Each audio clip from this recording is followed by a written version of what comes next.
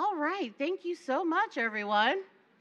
So, today is our final day of the summit. I'm sure that there are a ton of emotions, maybe some tired, maybe some people are ready to sleep in their own beds. We're having a mass like migration happening right now. What happened? Oh, okay. Okay. I was like, when I said a ton of emotions, I didn't mean like, and one of those is let's walk out right now. Um, when I said some of those emotions, maybe go home and sleep in your own bed, I didn't mean like right this minute, because we still have an awesome morning. We have our opening plenary, which I'll introduce in a moment. We've got breakout sessions, and then we'll have our closing plenary together.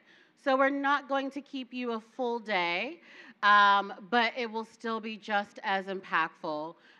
So we encourage you to remain engaged and to continue to learn along with us. I think I just wanted to say that as well, that Feedback Labs as an organization, we are also learning about this work, about our feedback practices. I know I'm going to learn a lot from the next panel in particular. So I'm going to have them come to the front while I introduce our first plenary. And let's have all the panelists come to the front. And I'll give you my microphone. Awesome. In whatever order, whatever's clever.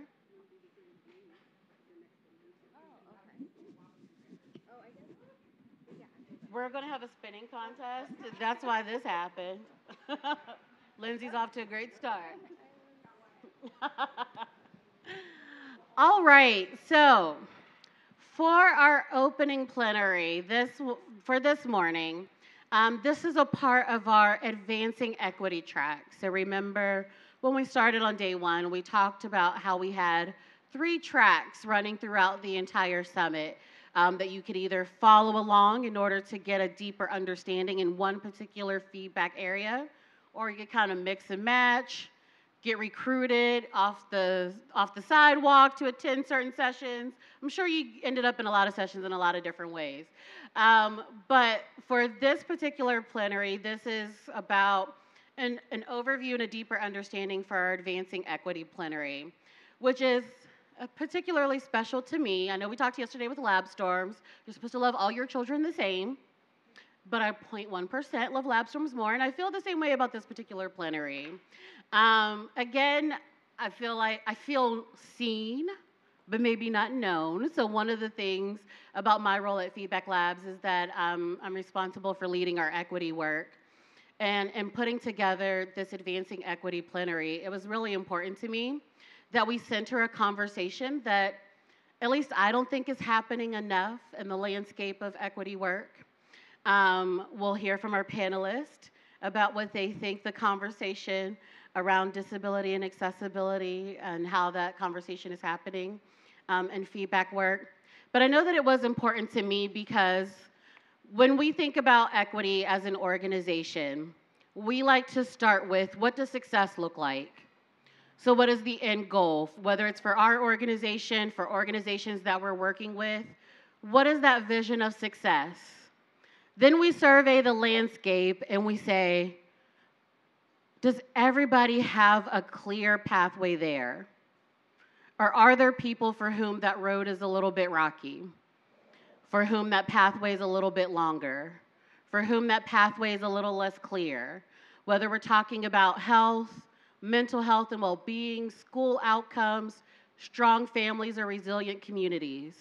Are there any people, families, communities, social identities, populations for whom their pathway to that success hasn't even been carved out yet? They're climbing through weeds in order to get there. Are there pathways that are so narrow that it creates a logjam where their pathway is going to be slower? There's not as much access. Or is the pathway so narrow that it seems like we're only going to get there one at a time if you're a part of my particular group or my particular community? And so as we expand what we think about equity, we need to think about how we get everyone to that vision of success that we have for our organizations. And in that process, how we are listening to everyone at the heart of our work. And so to introduce the panelists and facilitate the discussion, I'm going to have Lindsay come up, who will do her own introduction, and then open it up for the rest of the panelists.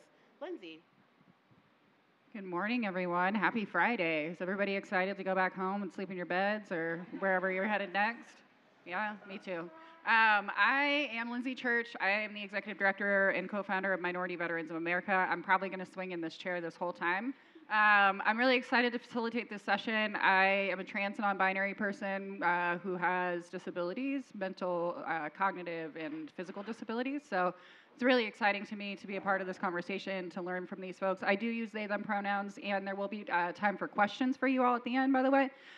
So please do start thinking about what you want to ask as we get to the end of the session. But right now, I would love to introduce some incredible panelists. Natalie, I'll start with you. Thank you. Can everybody hear me okay? Okay. Hi, everyone. My name is Natalie Garcia. I use they, she pronouns, and I'm the co-director at Sustainable Seattle in, you guessed it, Seattle. I'm really excited to be a part and grateful to be at Feedback Labs Summit and be a part of this conversation with such amazing people. The work that we do at Sustainable Seattle is we identify as an equitable intermediary, but we also are a community-based group, so we work with grassroots organizations that are BIPOC or frontline identifying groups that are, experiencing the first and worst of climate change. And so they are environmental justice organizers, and I'm just grateful to share more. Thank you. Kim. All right, my name is Kim Gibson. I use pronouns her and she. So I'm the executive director of Disability Link here in Metro Atlanta. It's a center for independent living, non-residential. It's ran for and by people with disabilities to provide services, non-medical services that include things like peer support. I also am the vice chair of a national organization association program for rural independent living and serve on several subcommittees for the National Council of Independent Living. I'm glad to be here. Welcome. Thank you for being here. Gail, last but not least. Thank you. I'm Gail Fuller. I use she, her pronouns. I am a Black woman with a non-apparent disability. As I share with people, I choose to say non-apparent because as a Black woman, I never want to be invisible. But I respect those who use invisible and invisible and visible. I am the Senior Program and Communications Director for the Disability and Philanthropy Forum. It was created by the Ford Foundation and the Robert Wood Johnson Foundation because Darren Walker, in changing the way the Ford Foundation was going to operate, did not include people with disabilities. In much respect to him, he realized that was a mistake and brought together the disability community and listened to him. And I work with 16 foundations plus 73 what we call pledge signatories. I'm really pushing for inclusion, rights, and justice when it comes to disability. I'm really happy to be here. Gail, I'm going to start with you since you were just talking. So first question, I'm going to ask all of our panelists, so be ready. Starting with, how do you define disability? Well, first of all, I don't use the American with Disabilities Act to define disability. It is too narrow. Disabilities can be lifelong or they can be newly acquired. Anything that impedes your ability to do something. For example, one of my disabilities is neurological. I have abnormal left temporal, so sometimes I struggle with words. And people are like, really? I was like, yes, I have to concentrate a little harder and a lot of other things. And we're also now seeing that people, because of the pandemic, we have a lot of the long haulers from COVID. And so when you think about disability real quick, you have to actually acknowledge and understand that there's 1 billion people, across the globe that have a disability. 1 in 4 adults in America. But now you think of the COVID, those are just estimated numbers, and we'll talk later, and I'll talk later too about self-disclosure, so. But yeah, thank you. Fantastic. Kim. So, first, I'd like to welcome you to the disability community, because by the age of 60, 9 out of 10 of you will have experienced some kind of disability. So let me be the first to welcome you, if you're not already part of it. I've been part of the disability community since I was born. I'm deaf, and it's funny how people define deaf. They think that you can't hear anything if you are legally deaf, right? And I have several other disabilities as defined by other people saying I have a disability. So the ADA, as Gail mentioned, is way complex and really defines disability in a negative view. For me, disability means just as a natural part of life, an occurrence that happens, and it's a part of me that I adjust my life to, so it's just a natural part of who I am and a natural part of society. Thanks. I love that. I also, I know this is strange, but I identify as disabled, and I'm very proud of it. Like, it's what's made me really unique. I'm missing ribs, I'm autistic, like, I do all of the things that normal people do, normal's not a good word, but I'm very proud of it. It is what it is. Natalie. Yeah, I just want to thank you both for your definitions and your sharing your experiences. I think what you both have said is really in alignment with what I believe. I think, our humanity is a spectrum, and I think disability is also a spectrum. I also think it should be defined by the individual and their lived experience. And, I think we're going to talk about accessibility in a minute, but I think people need to dig a little bit deeper and challenge, some of the paradigms that we are, that society kind of teaches us at a young age, which is ableism. And so I think that, it should be, it's a very personal and individual experience, but that doesn't necessarily mean that you should be expected to be an individual in your disability. I think that you can seek out community in all aspects of it. Awesome, thank you. So we're going to talk about universal design and accessibility in a minute, but the description of the session, there was a sentence in there that stuck out to me, and it says, universal design in our feedback processes ensures that those who would be unable to participate gain access, those who would struggle to participate gain ease, and those who would be reluctant to participate gain motivation, and none of this would detract from those who would always be able, willing, and eager. And I think that's really profound, that disability and accessibility do not have to detract from other people's experiences. They can actually broaden, deepen, and make the whole experience better for more. So I'm going to pitch it back to you, Natalie, for the first question. Excuse me, microphones are hard. What does accessibility and universal design and feedback mean to you? It's a very long question, but I'll give it a shot.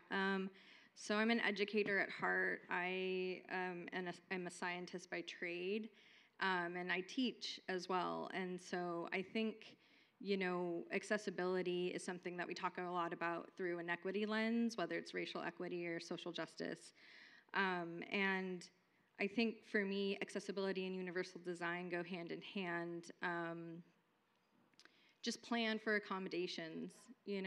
People, Lindsay doesn't think disability is a bad word. That's a part of their identity. And I think that people might see it as a bad word, but maybe it's because they aren't receiving the accommodations they need in order to, be able to access programs, be able to give feedback. There's a multitude of communities, a spectrum of communities that we are not being able to, elicit feedback from. And I think it all starts with planning for accommodations. And I think many of us here, it might be a hard topic to breach because you might not identify as somebody with a disability, and like Kim said, welcome to the club sort of thing.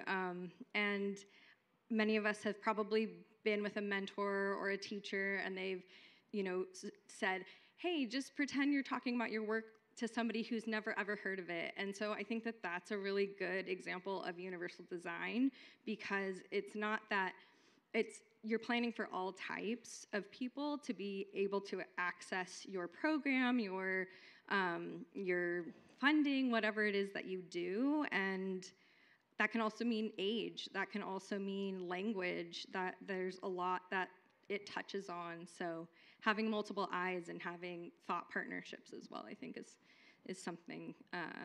And I also, sorry, I know I'm talking a lot, but I will also say this is something that I also have a non-apparent disability. I have ADHD and anxiety and depression, and was undiagnosed for a long time.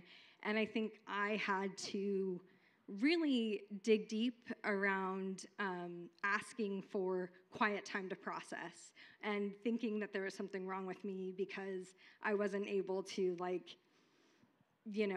be as extroverted, or, just come up with answers off the top of my head, or so I just want to say that there's so many different ways people learn and people engage. So yeah, it's just a way to kind of open up that space, is to try to think about the people that you haven't really brought into your space as well. I love that. An instructor once started talking about disability and access and accommodation, so that when you make things better for some, you can actually make it better for all. Raise your hand if you've been in one of the quiet rooms at the conference. Yeah? Those are accommodations. Those are for people with sensitivity to light, to sound, to all of that. And it's also a place to rest and take a minute to do your work and do all the things. So accommodations don't have to look like detracting from somebody else's experience. It actually can really deepen and enhance the experience that we all have. Because I'm 37, I was just diagnosed with autism. I didn't know that I had that. And those spaces, I've been using them and not knowing that I needed them, and now here we are. And accommodations make it better for everybody. And so, Kim, if you don't mind sharing your answer, would you like me to read the question again? I think I got it. Okay, great. Okay, so could anybody hear me? All right, so no, you couldn't, and that's welcome to my world. When individuals don't use a microphone at a meeting, it affects me. But it could also affect you, right? Mm-hmm. And so if you're talking about universal design, most of the time it's nothing that other people, everybody couldn't benefit from. A microphone in a meeting. How hard is it for an agency to bring a microphone to a meeting so everybody can hear? One thing that drives me crazy is Zoom, and I've been going back and forth with them. It shouldn't be a feature that you have to turn on. You can turn it off. It should be a feature that turns on automatically for the live captioning. So it's so important for me to be able to read it. But when people, maybe you're in a meeting and someone distracts you, and you come back to the meeting and you can read quickly what that transcript said, it's a benefit to everyone sitting at the table. And that's kind of what I think about when I think about universal design. Everything benefits other people. I think of the bathroom stalls. When you go into the bathroom stall, which one would you prefer to go in? The larger one, because these tiny ones that you're barely able to fit into, universal design, if all the bathrooms were designed like that, then it's a benefit to all. Pathways to make it to the different areas. Like, if I was to look at this room, and no offense to anyone, it's not accessible. It does not give a pathway for someone who's a wheelchair user to come up to the front. They would have to figure out going around the edge of how they're going to get there. But it's a benefit to all if you're carrying your breakfast and you're trying to go through the little areas. So that's how I think of universal design is basically it's a benefit to everyone. It's no harm to anyone, and it's usually a low to no cost for everyone to use. So that's how it is. That's how I define it. I love that. And I as a trans person who uses a gender-neutral bathroom, and many people enjoy a single-stall bathroom because privacy is nice. And when we have that option, it creates more access for other people who might be nursing, who might be needing that space for a specific reason. So it enhances and deepens people's experience no matter if you need the accommodations or if you just want the world to be more accessible. Gail. Yeah. Well, I would use one that is commonly talked about, and that's the curb cut effect. I'm old enough to remember when you had to step down from the sidewalk. That is something that benefits us all. Any of you guys from New York? Okay. And you see the mothers with their children in strollers. Can you imagine them getting around if there was not a curb cut effect for them to simply go down? It's things that we don't think about. You know, Kim, when you were talking about like closed captions, you know, closed captions can benefit all. When I talked about, you know, my neurological, I use closed captions. It helps me to focus. So when you, and I don't like when, I'm actually not a big fan of the term accommodations, because if we're actually, well, I won't get into my whole speech about why America is an ableist society, but we should think about how we bring everyone together on a platform.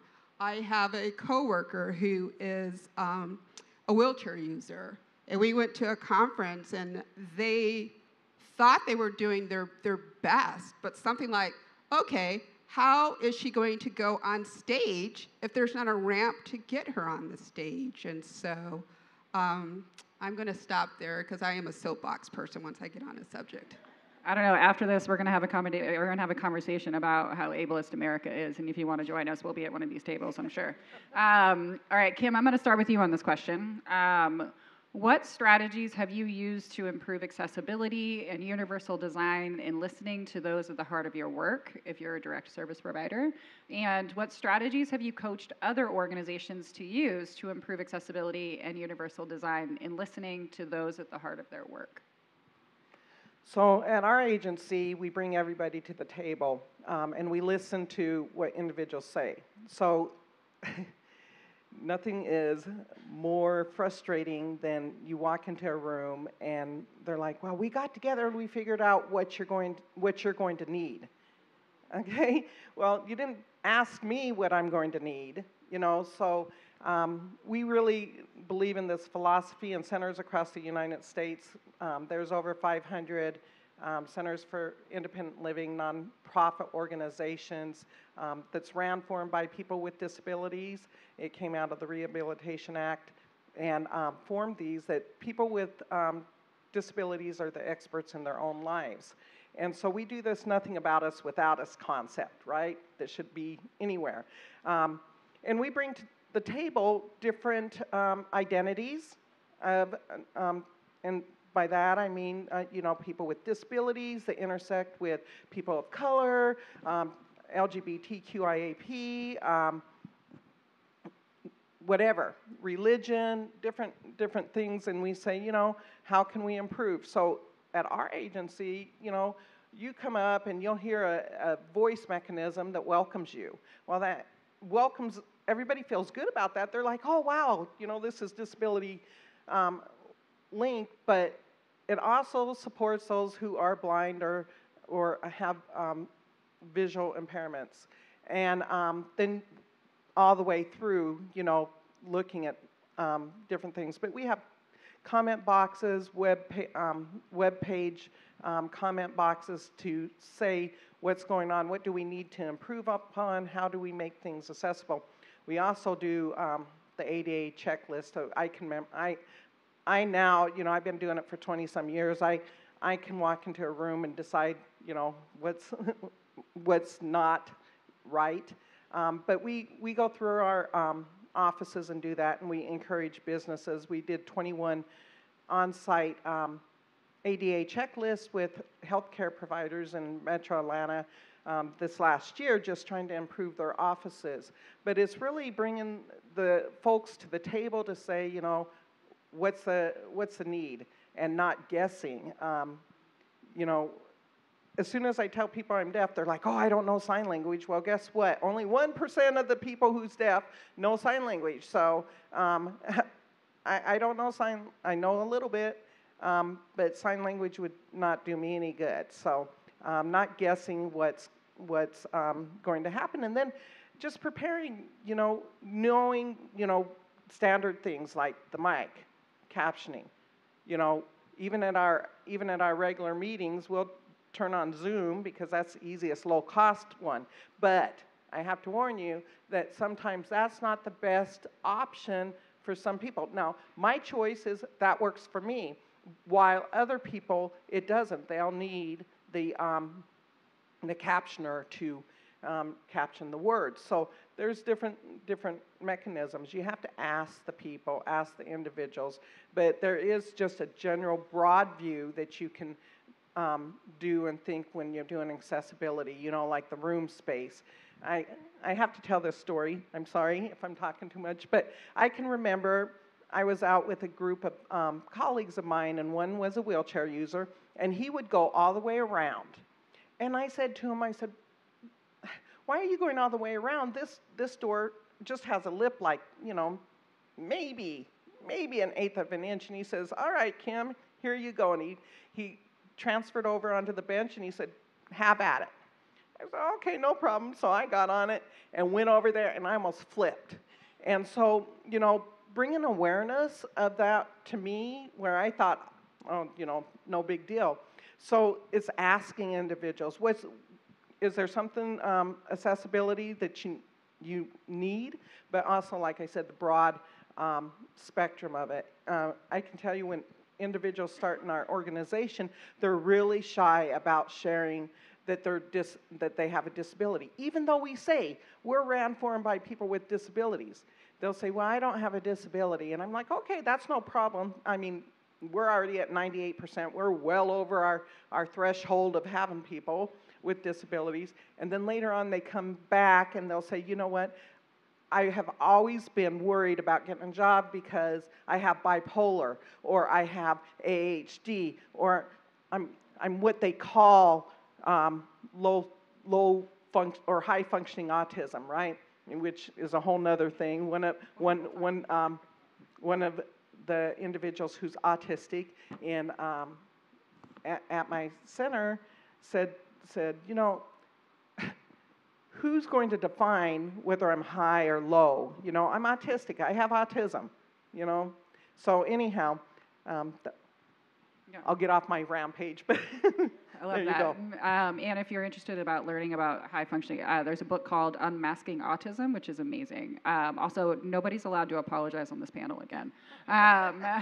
Gail, would you like to take a shot at the answer? Would you like me to read the question again? Repeat it one more time. Yeah. Maybe. Here we go.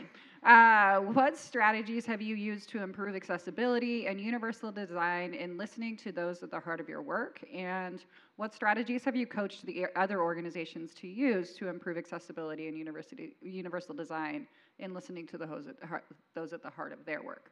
Thank you. One of the first things I'll say, if you've met a person with a disability, you've met one person with a disability. As Kim was saying, we're unique with I'm a Black woman with a non-disability, and what I always say is part of the Disability and Philanthropy Forum, we're working with foundations and we're working with philanthropic organizations. MacArthur Foundation is one of them. And what we do is kind of twofold. Because first we have to do the education within philanthropy. We have what we call the Disability Inclusion Pledge.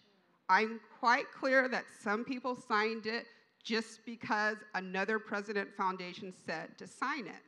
But we're looking for accountability. And that means, like we have what we call our 8 action areas, and within those 8 action areas, we have everything from staffing, staff participation. We look at, of course, the normal things like, accessible events, measuring, reporting. And what we do is we actually have a learning series. And that learning series is both for foundation CEOs, because at the end of the day, as we know, as someone who's spent half their career in philanthropy, it's sometimes hard to push from the bottom up. And so we also, just to take one step back, everything that we do involves disability advocates. There's nothing that we do not do that does not speak directly. And so one of the things we do then is to make sure in our work, and as Kim was saying, like with Zoom, but Zoom's captionings are awful. So we offer external captioning links. We offer, of course, ASL interpreters. Anything that you do with us, our first thing that we always ask is, do you have any accommodations? And that is really important. We also have an employee, basically what's called a employee resource group, and we call it Celebrating Disability Across Philanthropy. And it is fascinating what we hear from staff. Anyone in the senior level are not allowed to be part of this group. And the stories that we hear, especially foundations who decide that during the pandemic that they're going to remodel without ever speaking to staff. There is a colleague and a friend of mine, and she has to have an oxygen machine and everything else. They put her the furthest away from her office. It was just crazy. But instead of me going through all the list of the things we do, I'm just going to make a pitch, disabilityphilanthropy.org, and you will see all of the resources that we have. I love that. Natalie, I'm going to ask you a different question in the interest of giving everybody a little bit of time to ask you all questions. I'm going to ask mine first. So how do you think the intersectionality of disability, ableism, and other forms of social oppression play out in feedback? Small question. Yeah, it's a long question, and I only get 2 to 3 minutes. So I think, like I said earlier, disability is a spectrum. And I think a lot of the stuff that I say and believe is my own lived experience, but I also want to just shout out some really important people in the field of disability justice, Peggy Byrne and Mia Birdsong. So those are 2 queer women of color who talk a lot about disability justice and why it's important. It's not just equity, it's justice.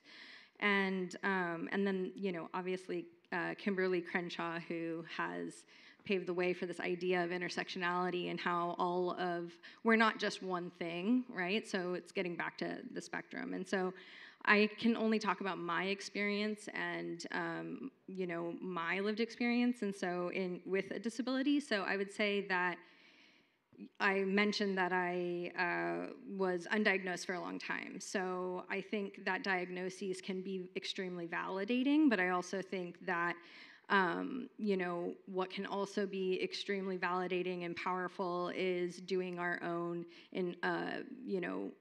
work on internalized ableism and why I thought there was something wrong with me, and, why I didn't want to take medication for a long time, things like that. And then also thinking about, in my personal experience, my family, I am from migrant farm workers as well as Native Americans who were displaced, and my great-great-grandmother was in a boarding school. So, this impacts how people give feedback. Right, so our those those things of colonization and those impacts of colonization are still in us today. They're still present today, but they're also in our DNA, and they also impact how we live in this world. And my mother has type 1 diabetes, and my grandmother has rheumatoid arthritis. Now, those are both inflammatory diseases, and they both have there have been ties to inflammatory diseases and colonization and white supremacy.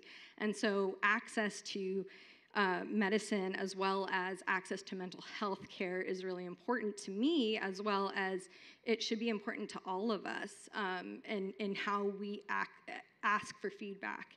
And so I guess I'll just end with, it's still happening today, right? The impacts of colonization, but it also prevented me from going to a psychiatrist because the medical industrial complex is real. It still affects people of color, Black women in hospitals.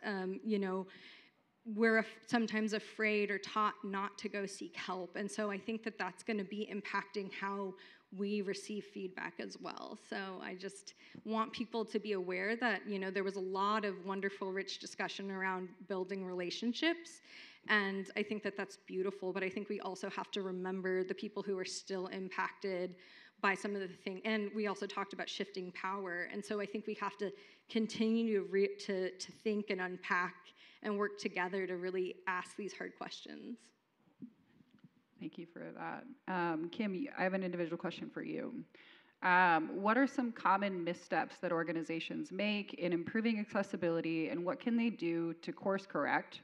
And, long question, what are some first steps organizations can take if they're seeking to improve accessibility in their work and feedback processes? Okay, so I kind of started a little bit of the answer in the previous one. The first thing is to bring different people to the table. I think of my journey as an example. In school, they would do hearing tests back when I was growing up. That's where you got your hearing test. And we'd stand in a line, and people, the old way, and they'd raise their hands when they heard the beep. Well, I'd watch them, and I'd think, I don't know why they're raising their hand, but I memorized it. And I passed the deaf test, right? I passed the deaf test. And so, I failed the deaf test. So I passed the hearing test.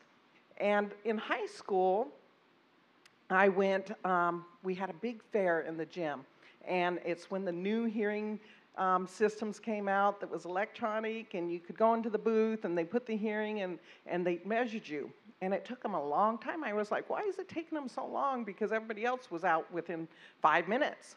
So finally, the guy comes around, the audiologist comes around, and he says, has anybody talked to you about your hearing? I'm like, no, why? Well, you have 20% hearing. And I'm like, okay. Well, growing up, my last name was C, so I sat in the front row, always mid-center,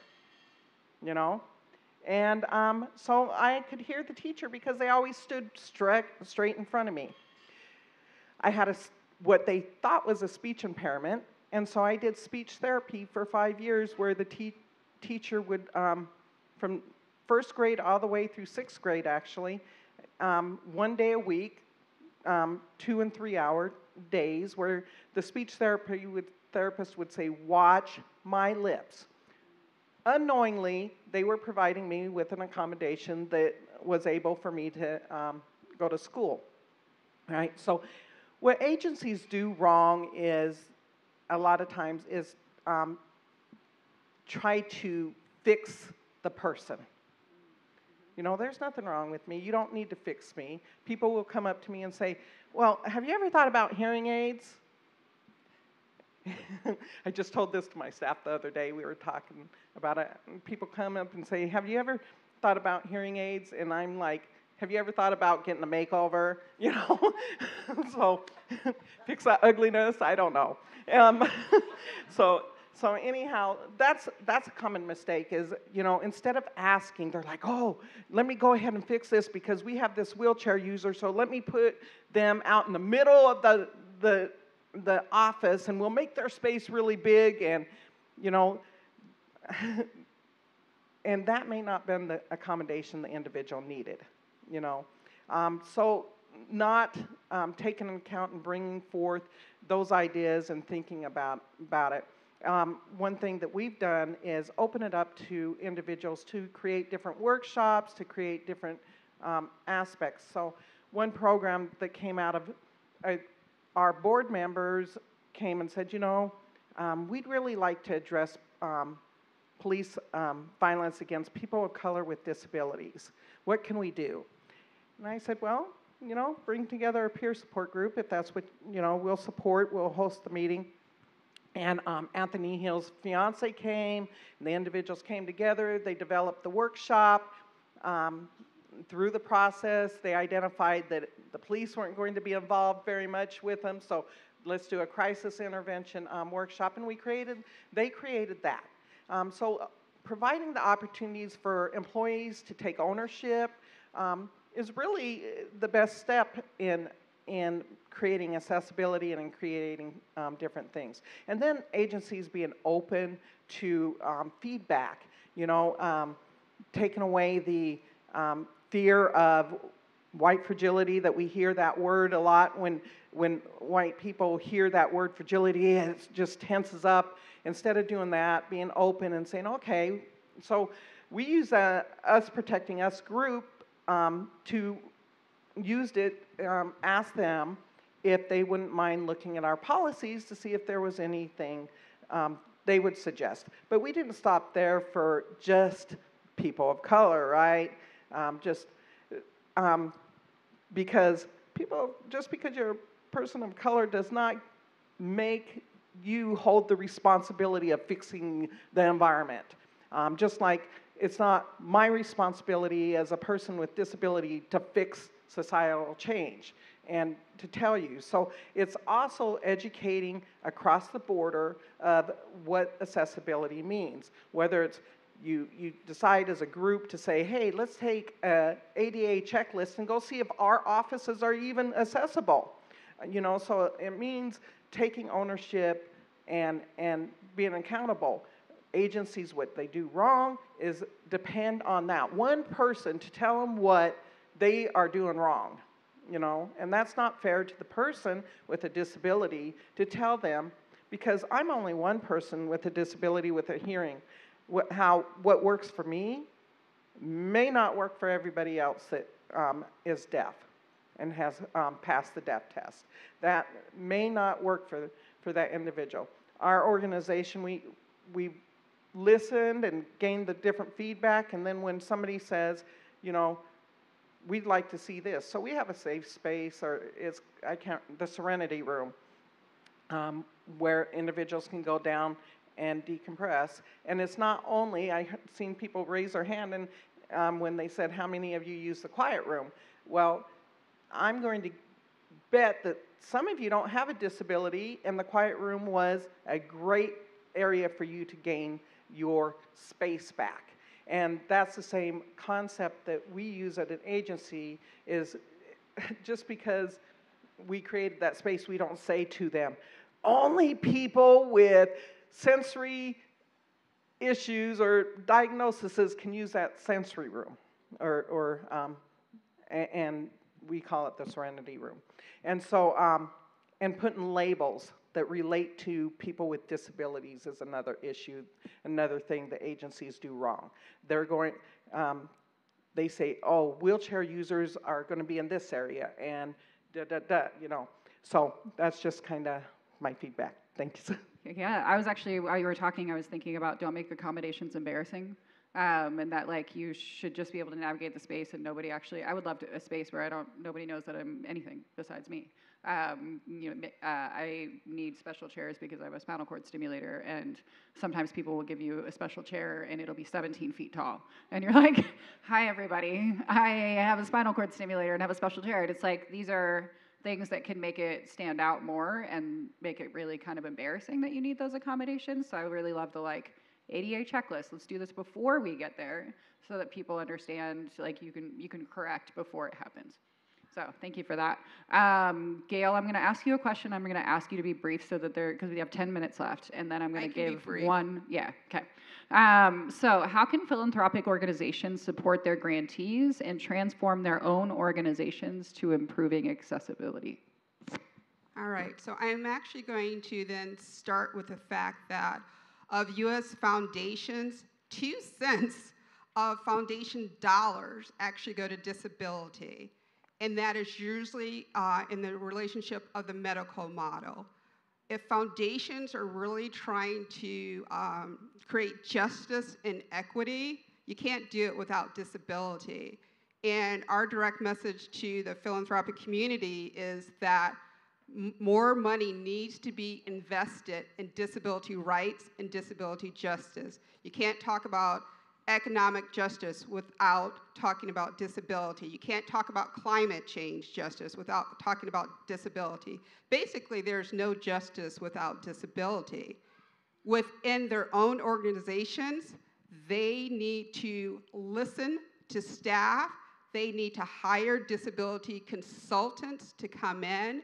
And when they have listening sessions, actually listen. And because, you know, at the end of the day, you know, how many times have, like, even I've been asked, like, oh, could you come in and just give some advice? Like, okay, so you would pay a consultant, but why do you suddenly think that a person with a disability should offer up their knowledge for free? And that was my brief. I love that. No, that's like the knowledge. You can just drop the mic now. It's good. So are we up at 5 till or 10? Till 10. Oh, great. Then that means we have time for 2 questions, and then I'm going to ask a final question of you all. Does anybody feel brave and want to ask a question? Okay, good. I was like, is it too early in the morning? Do we not have coffee?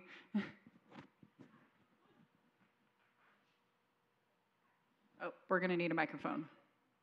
Is it on? Nope, we're going to use a microphone. I'll give you mine if I have to. Hello. Hey. Hi.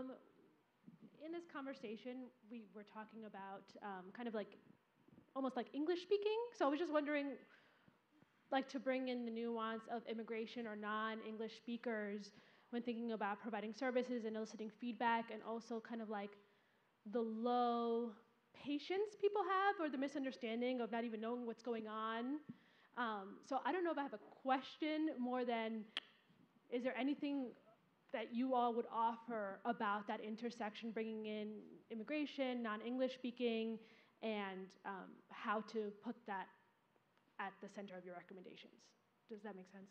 Yeah, I can answer just from experience with us with our learning series. So if we have someone that is Spanish speaking or another language and have hearing loss, we bring in an interpreter.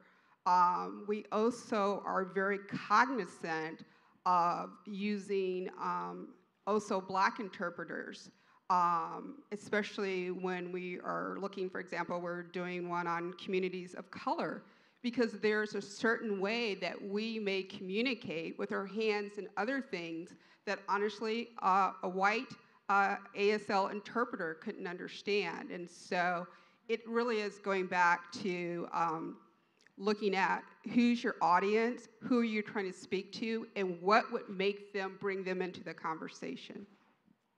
Yeah, I can also talk on this. Thank you, Gail. I love that as well.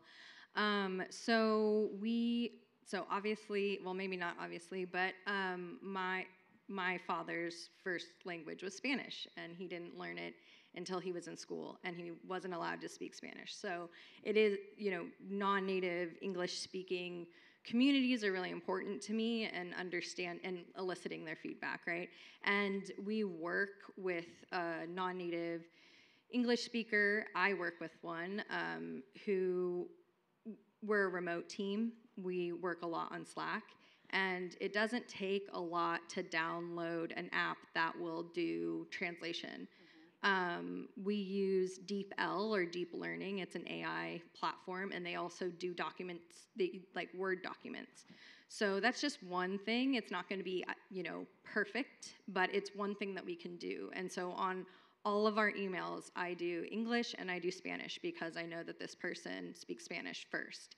I also mentioned earlier about quiet time for processing. I also want to say that quiet time for processing isn't just for people with learning disabilities, it's for non-native speakers as well. You have, it's amazing work that these people do, is that they're in a space where they're listening in English, converting it or translating it to another language, and then they're expected to give feedback and participate and do all these things that our dominant culture here expects of them. So I think even just giving people 5 minutes to rest their brain, or and then also understanding, for undocumented people, especially, or parents who don't speak English and their children are their translators or interpreters, thinking about the community holistically.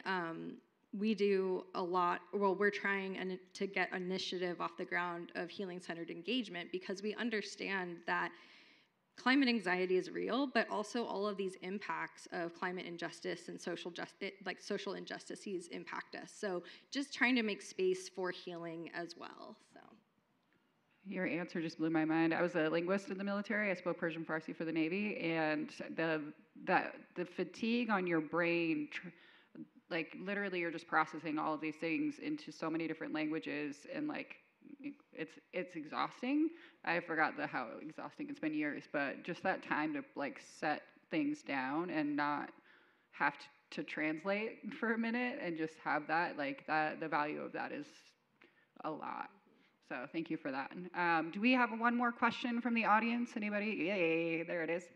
I see you. We'll get you a microphone, don't worry. There we go. Hi there, my name is Gladys, and I come from Guatemala, and I play two roles. I am a nonprofit leader in my hometown, and I'm also a language service provider. So when you were speaking about Spanish and all, I couldn't resonate with you more, because I see all of these great people trying to do good things and listen to us. But many times as a language service provider, I will get requests like, hey, there's only one person who doesn't speak the language, who doesn't speak English. So just give them a receiver, or just help them listen or understand. And really, if you want to bring more new people to the table, this is for everyone. It's not only for those who don't speak the language. When you bring new people, Spanish speakers or any other people, everyone wins. Conversations get really rich. Global Giving did an amazing job in co-creation. And I am very sure that it would not be possible unless they would have engaged and really invested and did all the work for involving people from all over the world. So yes, I completely agree. And I would also encourage people to include that. Now with Zoom, there's language interpretation, and it's not as costly as it used to be. And you can hire those services as well in so many other languages. So thank you. Thank you for that.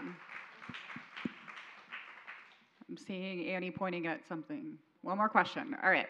Thank you for that contribution. I think the point is that the richness of every conversation and every space is deepened when you figure out different ways to include people, and thank you for that.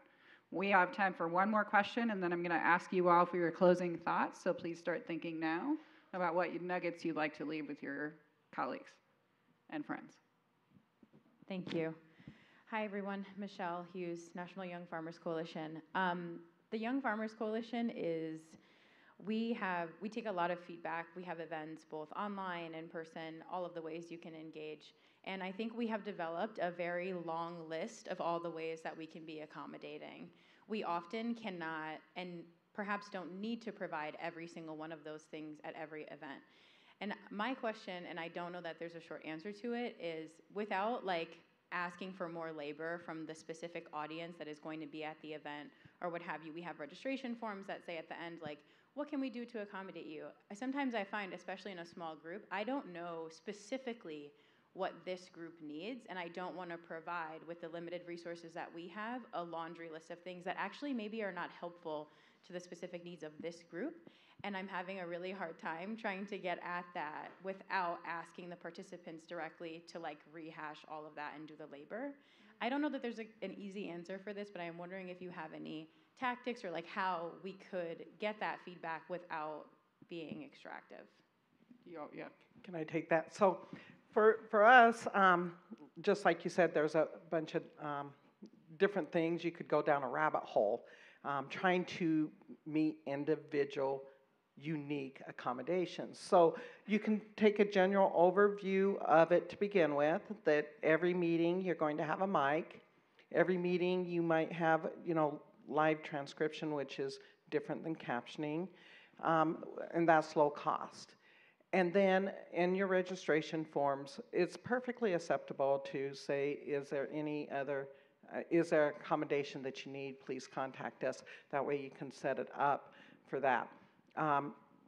Some meetings we absolutely have ASL there. Some meetings we don't, because it just depends on the audience that you're going to go to. But when you're advertising for that, you should be asking individuals, is there any accommodation that you might need to prepare? You don't have to guesswork that. So if somebody shows up that does need an accommodation, these two did a great job on talking about there's apps. We have an MOU with different translator companies, interpreting services that we can do on demand right then when we need it. So if you do happen to have somebody show up with an accommodation that they need, you can fulfill that by using resources in your community, whether it's Language Line, whether it's, like I said, our interpretive services that we can do on demand, virtually. We have some within Atlanta. Oftentimes, especially if you're in rural areas, you're not going to find those interpretive systems, but you can find virtual methods for that. So that's just my short, quick answer. And I'll throw one thing in there. I'm a big fan of lists, and oftentimes I can't think of the things in advance, or I don't know what's available, and so maybe an option is to check all that apply.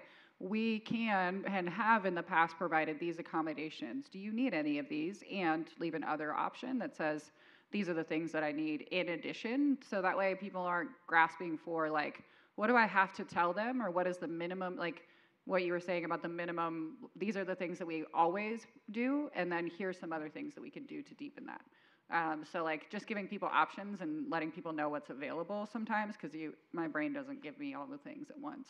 And so thank you for the question, and I'm gonna ask you all we're gonna close the loop here, and what nugget would you all like to leave your colleagues with? And I have a question here. What final words would you give to those looking to improve accessibility and universal design and feedback? Gail, I'm going to start with you. Kim, Natalie. Right. I was speaking with someone this morning breakfast, and they were talking about self-disclosure in the workplace. As we all know, we live in a society which is check boxes. I'm a female, I'm black, we have to kind of move away from thinking that your organization, if you add a checkbox that says, do you have a disability, there are probably going to be a lot of people who will not actually check that box. And especially they're not going to check that box if there is clearly in an environment within your workplace that doesn't embrace disability, that doesn't embrace racial equity. People aren't going to check those boxes. So work on what does it mean within your organization to embrace people with disabilities, to hire people with disabilities. And that would be my last parting words to you guys. Thank you. So my last part is nothing about us without us. If you're talking about equity within the workplace, that means across the border for everything that you do, not just people with disabilities, and not to single out different groups, but to create an environment that's welcoming. Most of my staff, if not all of them, will say that when they come to work, it's the safest space that they've ever worked at. And that's what everybody should feel when they go to work, is a safe space. And so rather than looking at the person as a disability, look at them as a person. Thank you. Love that. Yeah, I mean, ditto, all of it, power here. I think for me, yeah, disability isn't a bad word, and I think that all bodies are powerful, and I think that all bodies have a story to tell, and I just also want to recognize the missing and murdered Indigenous women, girls, Two-Spirit folk as well, because their communities are important, and I didn't hear anybody talk about them, not calling anyone out, but I just wanted to elevate that space as well. Thank you. Well, that is our session. Thank you for your final words. Can I get a round of applause for these folks? I'm going to give this to somebody. I'm going to give this to you.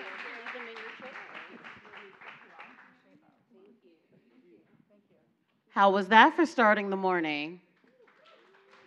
Did you learn? Did you learn? We're getting so good at this, but now we're getting to the end. So before we get to the end, we are going to have our 30-second pitches from our last round of breakout sessions. So you can come on up. Now, you all have had a couple of days to see this. You've seen the importance of these pitches. Christian, are you ready? I'm ready. Okay, here you go. Hi, everyone. My name is Christian Medina. I'm from Montreal. I work for an organization called Open North. My session, which will happen in the classroom, is about data. So a lot of speakers have referred to data as feedback as data, and as this feedback and this data as power. So we're going to explore in my session, what does this really mean? What do we do when we approach feedback as data? And what are the decisions around the data, how we structure it, how we analyze it, and what are the power differentials there? Who's included, who's not included? How do we analyze that data? If we use text analysis software, what does that mean for inclusion? So join me in the classroom. If you're a data nerd, like, this is the place to be. Hi, everybody. Good morning. My name is Mary Coleman, she, her pronouns. I work with a group called Vocal. We will be hosting a session here in the North Gallery. And what do Spider-Man and the scientific method have in common? They can teach us how to put listening into action. I hear this is the party room, so we'll keep that going. And we'll be talking about engaging community and putting feedback into, or feedback into action in real time. And we'll probably be watching Spider-Man a little. Hi, I'm Ben Eyre from the University of Bologna. I'll be joined by two colleagues of mine, Oyara Bonilla and Simeon Masaki from Brazil and from Tanzania.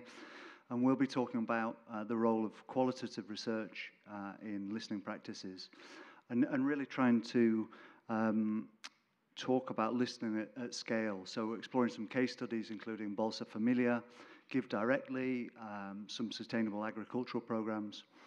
And trying to look at trying to talk about how we raise kind of feedback and ground truth with decision makers who are not in this room, who are allocating capital and have some allegiances perhaps, but are not active participants in the discussion.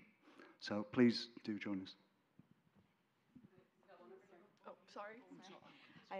I hopped up here late. My name is Kate Pickett, she, her pronouns. I'm here with Kuja Kuja. Kuja Kuja, along with our partner Alight, we're going to be talking about feedback we're collecting from Ukrainian refugees and community insights in Ukraine and in Poland, and how that's also informing resettlement in the United States. We will be in the cafe, and we have a very long title up on the board, Rapid Iteration to System Change. Yeah, hope you join us there.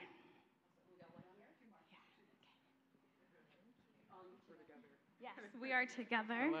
Hi, everyone. My name is Gloriela. I'm Britt Henderson. We're from MDRC. If you are interested in having an interactive workshop and creating your own power sharing plan, we'll be exploring alternative visions, transformative visions of power.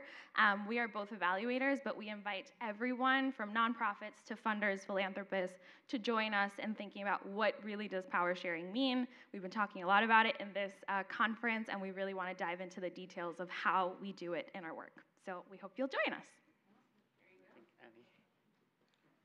So power, question mark. Go to that session. All right, so you've got a brief break before you will go to your final breakout sessions, and then we will come back here for our closing plenary at 11:30. So I look forward to seeing you all back here then.